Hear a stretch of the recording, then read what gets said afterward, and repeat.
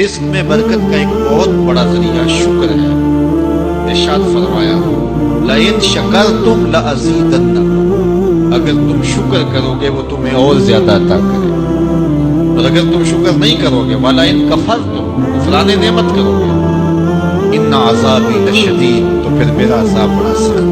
رزق کے اضافے کا ایک اور بہت بڑا سبب انفاق فی سبیل اللہ۔ اللہ فرماتا ہے جو تم خرچ کرتے ہو، جو چیز تم نے نکال دی اس کی جگہ اللہ تمہیں اور عطا کر دیتا ہے۔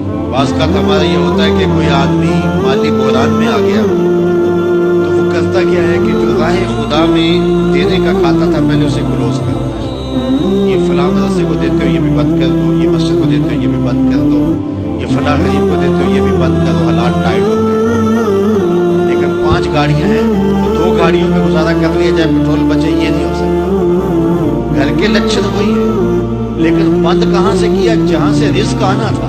ہمیں تو یہ حکم دیا ہے جب رزق تنگ ہونے لگے صدقہ دے کے رب سے کاروبار کرو، صدقے سے تمہارے رزق میں اضافہ ہو۔ یہ رب کا وعدہ ہے، اللہ کے وعدے جھوٹے نہیں ہو سکتے۔ رزق کی برکت کا ایک اور بہت بڑا ذریعہ النکاح ہے۔ فرمایا اگر تم نکاح کرو گے، تم فقیر ہو وہ تمہیں غنی کر دے گا۔ لوگ کہتے ہیں بچہ پیروں پہ کھڑا ہو لے تو پھر نکاح کرے، اللہ کہتا ہے تم نکاح کرو ہم پیروں پہ کھڑا کر دیں گے۔ ہمارا فلسفہ اپنا ہے، اس کا حکم اپنا ہے۔ وہ کہتا ہے ابھی تو یہ اپنے لیے نہیں کماتا، تو جو آئے گی اس کو کہاں سے کھلائے گا؟ میاں جس نے آنا ہے اس نے اپنا رزق لے کے آنا۔ تو بچوں کی شادیاں کرو، اگر وہ جوان ہو گئے رزق رزق، اپنے اہل خانہ کو نماز کے حکم دینے سے رزق کرو، کیونکہ جو صبح کا وقت ہوتا ہے یہ رزق کے بٹنے کا وقت ہوتا ہے، اور جس گھر میں صبح کے وقت لوگ سوئے ہوئے ہوتے ہیں وہاں بے برکتی ہوتی ہے۔ تو طلوع فجر سے لے کر کے طلوع آفتاب تک اپنی اولاد کو، بیوی کو، بچوں کو نہ سونے دیں، اس وقت رزق بٹنے کے لمحے ہوتے ہیں۔ کثیر دعائیں مانگیں، تلاوت کلام مجید پڑھیں، اور نماز فجر مرد حضرات مسجدوں میں جا کے باجماعت ادا کریں، اور گھروں میں جو ہے وہ بیٹیاں بہنیں مصلے بچھا دیں، وہ اللہ کی رحمتوں کا نزول۔ اب ایک حدیث میں رزق کے اضافے کا ایک اور نسخہ ارشاد کیا گیا۔ میرے حضور نے فرمایا جو شخص یہ چاہتا ہے کہ اس کے رزق میں برکتیں ہو اور اس کی عمر میں اضافہ ہو تو وہ اپنے رشتہ داروں کے ساتھ سلوک اچھا کرے۔ رشتہ داروں کے ساتھ اگر اچھا سلوک کرو گے تو پھر تمہارے رزق میں برکت ہو۔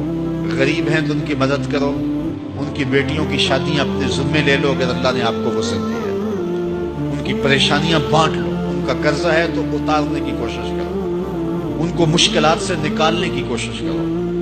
تم ان کو مشکلات سے نکالو گے، اللہ تمہیں مشکلوں سے نکالے گا۔ تمہارے رزق میں بھی برکتیں ہوگی اور تمہارے مال میں بھی برکتیں۔ فرمایا بہتر صدقہ وہ ہے جو ناراض غریب رشتہ دار کو دیا جائے۔ اگر وہ پھنس گیا ہے، مجبور ہے، ناراض ہے، تو اس کو اگر دیں گے تمہارا نفس اس میں شامل نہیں ہوگا، تو یہ افضل صدقہ ہے جو ہر صورت میں قبول ہی قبول ہے۔